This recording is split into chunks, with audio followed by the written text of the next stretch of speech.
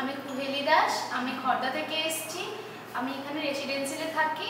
আর আমি এখানে সিজিএল আর ব্যাংকিংয়ের জন্য মেইন এসেছি, কিন্তু এখানে বিসিএস এর জন্যও তৈরি করা হয় সবাইকে। তো আমার ব্যাচ হচ্ছে RW 114। তো এখানে আমি হোস্টেলে থাকি।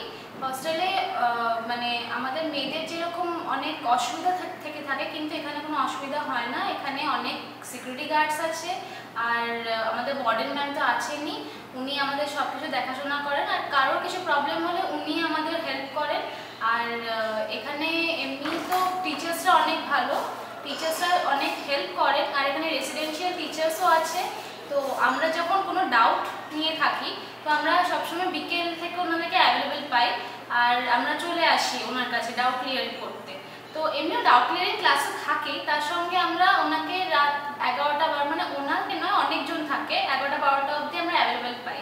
আর লাইব্রেরি তো আছে, আমাদের লাইব্রেরিতে অনেক কিছু বই তো আমরা পেয়ে যাই, অনেক মানে সব ধরনের বই আছে, সিজিএল হোক, বিসিএস হোক, ব্যাংকিং হোক, এভরিথিং। আর ক্লাস 11-12-এর বুকসও এখানে পাওয়া যায়, এনসিইআরটি হোক বা আইসিএসসি হোক, যেটাতে আমরা হেল্প পাই। আর এখানে টিচার্সরা এত ভালোভাবে হেল্প করে, কোনো কিছুতে কেউ হয়তো উইকনেস আছে কিছুতে, তো ওদেরকে একটু বেশি হেল্প করে, আর ওদেরকে একটু বেশি করে মানে ইমপ্রুভ করার চেষ্টা করে, যাতে ও যেন মনে না করে যে এ ভালোভাবে পড়ছে তো আমি পিছিয়ে পড়ছি, আমি পারবো না করতে। এরকম কিছু হয় না, এখানে সবাইকে সমানভাবে দেখা হয়, আর কোনো প্রবলেম হয় না।